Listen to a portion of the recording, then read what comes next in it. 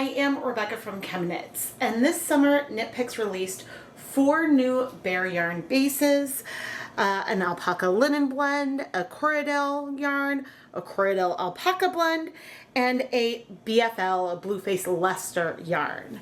And today I am going to dye up each of these bases and we'll talk about them a little bit more. And I think the best way to organize this will be for me to break the video up into sections and talk about each yarn individually.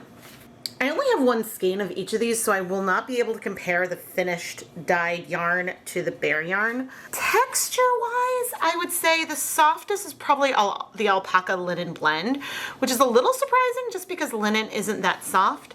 The BFL is extremely soft, and I love the way that this one feels. The Corriedale Alpaca blend is a hair softer than just the Corriedale yarn, but still this is not rough. It's definitely softer than, say, Wool of the Andes, and I think I would be totally fine having this as a hat or scarf against my skin. So all of them do feel nice. I just felt like I should sort of share how they feel next to one another. I am going to pre-soak all of this yarn in plain tap water overnight.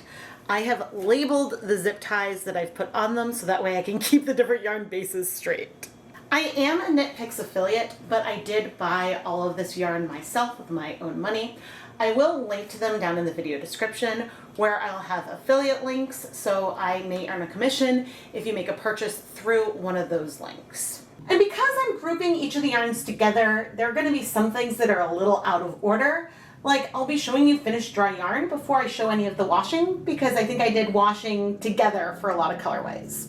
It is worth noting that this is what the water looked like from our overnight pre-soak the next day after I have removed all of the yarn.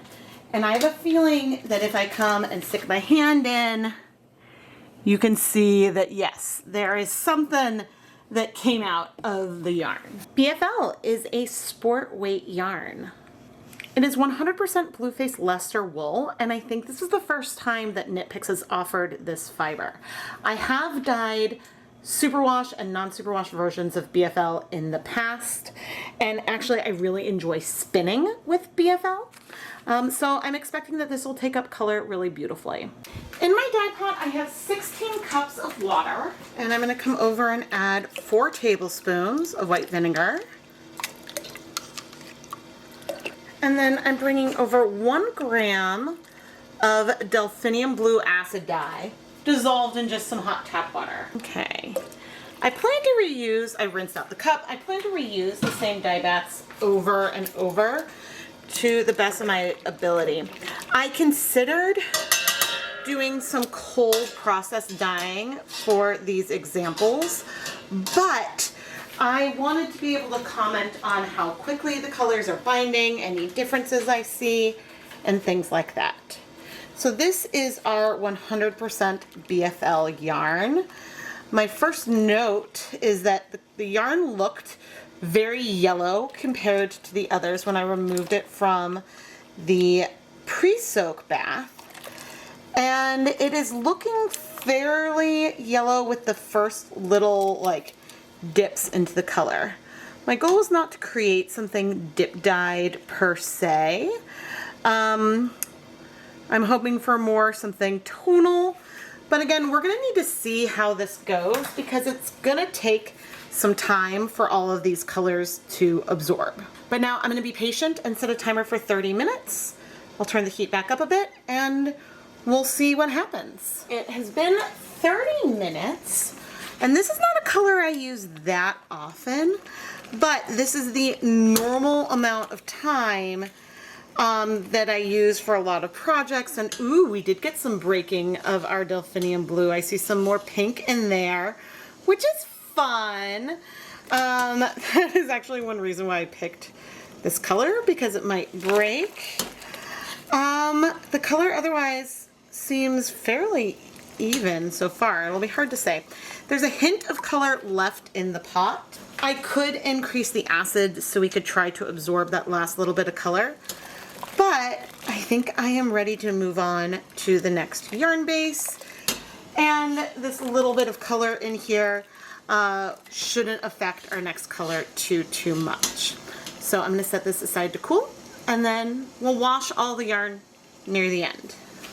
On a completely different note, I really want to pump up the volume of delphinium blue.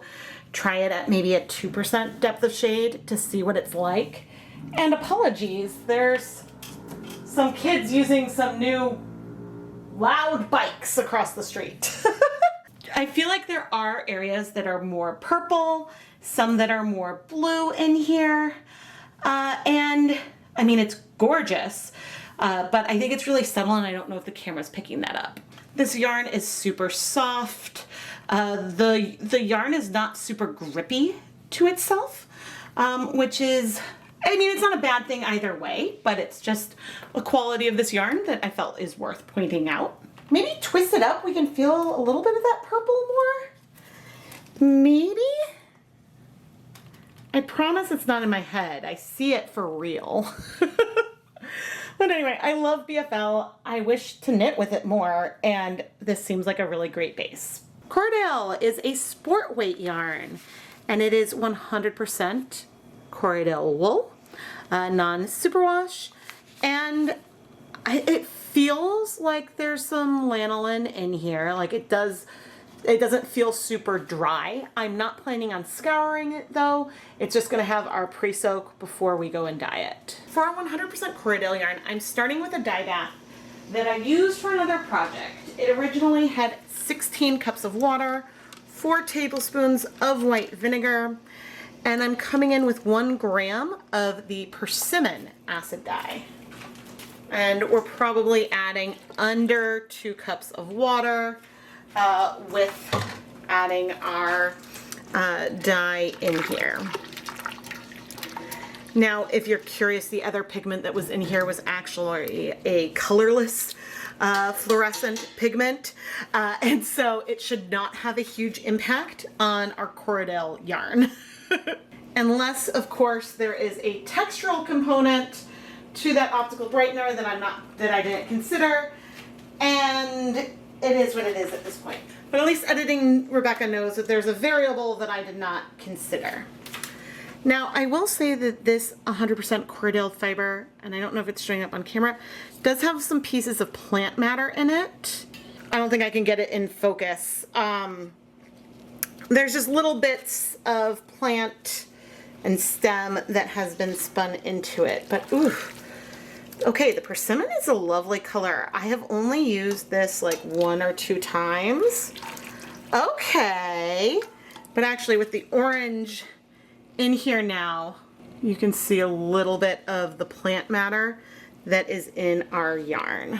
Now, my concern with the optical brightener being in here is that if there was filler in there, I used 3 grams of it, and all of the fluorescent component went into the yarn. But some of Jacquard's fillers do sometimes cause some dryness. You can see that with silver gray and black light blue. So I don't know if that's going to happen here. And so I am going to need to take that into account for the review because I don't think dyeing otherwise should affect the texture of the wool. But I reviewed the softness at the beginning. So anyway, I'm gonna let this heat for 30 minutes. Persimmon is such a pretty color. Oh my goodness. Okay, let's see where we are. And after 30 minutes, I would say 99% of all the pigment I had is in our yarn, which is looking way more yellow-orange on camera than it is in person. But I'm very happy that this absorbed the color after 30 minutes. And now, you know, I thought about reusing this dye bath, but since it's looking a little bit cloudy to me, I'm gonna reset the dye bath and not reuse this one. But we're gonna wait for this yarn to cool completely so we can wash it. The Corriedale came out so fluffy and bouncy. It's really not sticky to itself. Sometimes there's some non-superwash yarns that can be really grippy, and so after it's washed, it's not even entirely felting, but it'll kind of stick to itself, and I did not see that with this yarn. And I would still definitely classify this yarn as a little bit softer than, say, Wool of the Andes. A very, very fun yarn. This Corriedale Alpaca blend is a lot of fun. It is nice and soft and feels like bouncy. Maybe not bouncy, but airy. It has good fluff to it. It is worsted weight, and the blend is 65% Corriedale wool, 35% superfine alpaca. We're using the same dye bath that I used for the BFL.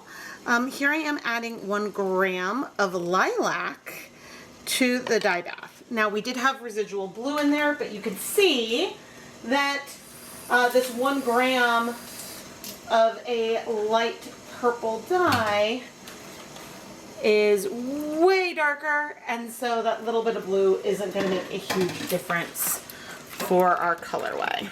I've not added any more acid in here, and so we may need to do that as I come in with our Corriedale Alpaca blend. In my general experience, alpaca blends take a little longer and need more acid for the colors to bind. And I could have started with a fresh dye bath for this color, but I didn't really want to, mainly because I wanted to just see what would happen. And ooh, I do see some color striking quickly. This could be another color that breaks, I think. I think it is another pre-metallized dye. Maybe it has a P on there. But whatever is happening, this color is very, very pretty. So I'm going to set a timer for 30 minutes, at which point we'll come back and conceivably add more acid if it's needed. This color is so pretty. Why don't I use it more? Oh my gosh. Okay, let's see. Oh man. We're warm. But our dye bath is looking really clear. This is good. It's always good for yarns to be meeting expectations in the dye frame. Now, clearly you can see that dipping these in did not lead to like major differences in color where the zip tie is and where it isn't. I wasn't really expecting that to. And I could have done all of these with the same color, but it's more I just wanted to give my first impression versus like a firm comparison. And it's a very pretty color. I'm going to set it aside to cool. From far away, you can see we've got bluer and pinker areas where the lilac broke. I love this subtle little dimension that it's giving to this Corriedale Alpaca blend. Now, of all of the yarns that I dyed today, this is the one where the yarn is a little bit grippier. It's a little bit, I like to call it stickier. I wouldn't call this felting because it comes across really easily, but the yarns are holding on to each other. This means that this could be a really great yarn to use for color work applications because when the yarn sort of grips itself well, then that, I don't know, it just works for color work. But it also means that it'll hold together well for something like a hat where you're going to want it to be warm. And a wool alpaca blend, the Corriedale Alpaca blend, is going to be really warm. I know this is supposed to be a video about the yarn, and it is, because the yarn combined with the color gave us this beauty. But lilac, man, I have not been playing with you enough. The alpaca linen blend has a ton of really nice drape, even twisted. You can see that's draping well. It is fingering weight, and the blend is 70% superfine alpaca, 30% linen. Just like all the other yarns, it's a hand wash, dry, flat yarn. And I'm planning on dyeing this with acid dyes, even though it has 30% cellulose fiber in here. You can dye yarn like this with fiber reactive dyes to dye the linen, which otherwise I would not expect to take up color or a lot of color. But I find that that does, when I did this with like a cellulose wool blend, it does affect the texture of the wool. And so that's why we're gonna stick with acid dyes and vinegar for this today. Finally, for our alpaca linen colorway, I'm starting with 16 cups of fresh water. 1, 2, 3, 4 tablespoons of white vinegar. And then I'm bringing over our aubergine or eggplant dye. I saved the most pigmented color for last. Oh, I forgot that the dye bath was cool, so I could have brought over and added the cup in to rinse out the rest of the color, but I didn't. I'm gonna wait for this to heat up. That probably will take 20 to 30 minutes before we bring our yarn back. But this is a color I have not used very much at all. So I'm excited to see how it'll look. And I'm excited to use a saturated color on this linen blend because I'm not expecting the linen to take up as much color. So I'm wondering if it'll feel lighter than the alpaca fibers that we can dye with acid dyes. After 15 minutes, our dye bath is warm. We see movement on the surface. We see some steam. It is not that hot, but I want to add the yarn anyway. Yeah, I don't know what will happen when we try to dye this a dark color. I mean, it's also hard to say because like I'm dipping it in, trying to get like a feel of what's happening with the color. And the thing is that an absorbent yarn, it's hard to tell if it'll look heathered in the end when you first add it, because you need to wait for the liquid to be less opaque to start to get a feel of what effects you may or may not see on the yarn. But now I'm going to go ahead and set a timer for 30 minutes and I'll keep an eye on it. If it starts to get too hot, then I'll reduce the heat. But yeah, we're just going to keep an eye on it and wait. It's been 30 minutes and I did turn the heat down at some point. Oh, I think this is going to look so cool. Now there is still some color in the water. I feel like I can see some heathering in here, which I don't think is going to pick up on camera because it's so steamy. Okay, I think what I want to do is add more acid. Let's do 1, 2, 3, 4 more tablespoons of white vinegar. And let's heat this for 15 more minutes and see if that last little bit of red is still in the same place or not. It has been another 15 minutes and now I am going to remove the yarn.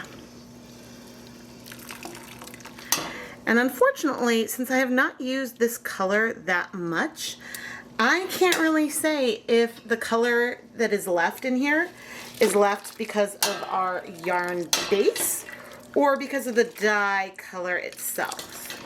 The yarn is a fantastic color right now, and I'm actually really, really happy with it, and therefore I'm okay leaving that little bit of color behind. That's not much compared to what there was originally, but I think I'm going to need to use aubergine more in the future so that way we know if this is something that is a that color just does or not. Time to set it aside to cool. This yarn is so cool, and I'm so glad that I picked a really saturated color for this alpaca linen blend. I was hoping and hoping that the linen would pop against the background, and oh, it does. We have the heathered yarn. It looks so cool. I don't think it looks like it's gonna be that soft like from the picture, but it is really soft. Let's go back in time and wash all of the yarn. I'm gonna start with washing our Corriedale and BFL. And I'm washing them together. I'll add some just so we're using cool water because everything is non-superwash and we don't want to felt any of it. I actually realized that all of the 4 colors I picked for today's video look really, really pretty together. And that wasn't really my intent. I was more for going for colors that I don't use that often. And I think we ended up with stuff that's really pretty. Now, I saw maybe a hint of color in the rinse bath, but let me fill this back up. So yeah, maybe I'll have to use this color combination together for something else someday. But it was fun to pick colors that are not the ones that I reach for over and over. But we're good here. So I'm gonna put these through my spin dryer, hang them up to dry, and we'll start washing our other yarn. I picked these two to wash together because if we have some red bleed out of our alpaca linen, I don't think that's gonna hurt our lilac. And I am expecting a little bit of color to come out for two reasons. I added way too much soap. One, there was still color in our dye bath. And so therefore that probably needs to be rinsed out. And yep, I do see some color coming out. And two, I don't think linen is particularly absorbent, but if it's holding any water, it could be holding dye that isn't bound to the yarn. And so that can happen. All things considered, this is looking really good. Why is aubergine not a color I use yet? I just am going to need to play around with it more because I don't know it that well. And it dissolved pretty well. And so far, so good. I mean, we have a hint of something in here, but it's barely color and more some of that opaqueness that we had. Maybe. Let's do one more rinse. All right, let's see. We're looking so good, you guys. I am so unbelievably happy right now with how all this yarn is performing. Into the spin dryer we go, and I'll see you once everything is dry. You know, I don't remember, now that I'm filming the conclusions, which of our non-linen blend yarns was the one that was in the pot where I had had the color brightener previously that had exhausted, but I didn't notice anything that felt like a textural difference on any of the yarn or a dryness, so there's no concerns with that. I know this isn't the order that I talked about the yarns, and I know that it's hard when you do a tonal to have like a full impact of what the yarn base is going to do for you, but I hope that taking the time to talk about each yarn and dyeing them each separately will help you get a feeling for these new yarn bases and decide what you may want to play around with yourself. And so once again, we have our Corriedale Alpaca blend, our BFL, our Corriedale, and then our alpaca linen blend. And so these four yarns are really only grouped together for this video because they were all new at the same time. Otherwise, we have different weights, different fiber contents, but it makes me wonder what else KnitPicks could have up their sleeve. Now, I do want to reiterate that I purchased all of this yarn myself. I am a KnitPicks affiliate, and so I do earn commissions if you make purchases after going through my links. And you don't have to buy the item that I've linked to either. But all of the thoughts and opinions are my own, and I was not asked to review this. I was just excited to because it's what I love to do. I want to give a huge shout out and thank you to all of the ChemKnits patrons, including Jessica Parkos, Tamara Svanes, Dawn Jans, Bernadette Crum, and the rest of the names you see on the screen right now. ChemKnits patrons not only get early access to the newest Dyepot PS episode, but every month there's a poll where they vote and shape the direction that this series is going to go. And there are also a lot of other perks, including monthly coupons, basically permanent coupons, to the ChemKnits Creations Etsy shop, advance notice of shop restocks, and more, depending on the level you select. You can learn more over at patreon.com/ChemKnits. And to all of my patrons, thank you so much for your support. I've never thought about designing my own yarn base, but I think if I were to, it would probably be super sparkly with all different colors of Angelina in there. Oh man, could you imagine, wait, like Wool to Die For's Neo base, but with also silver stellina in there? It would be chaotic, but awesome. Clearly, though, there are reasons why I am not designing my own blend. I think that certainly you can go and do that, but the minimum order I would need to make, I'm not willing to commit to the crazy yarn that is probably like something that I would jump to play with, but maybe others wouldn't want. I don't know. Please let me know what your dream yarn base would be down in the comments section. I would love to hear it. But anyway, I am Rebecca from ChemKnits, and thank you so much for watching.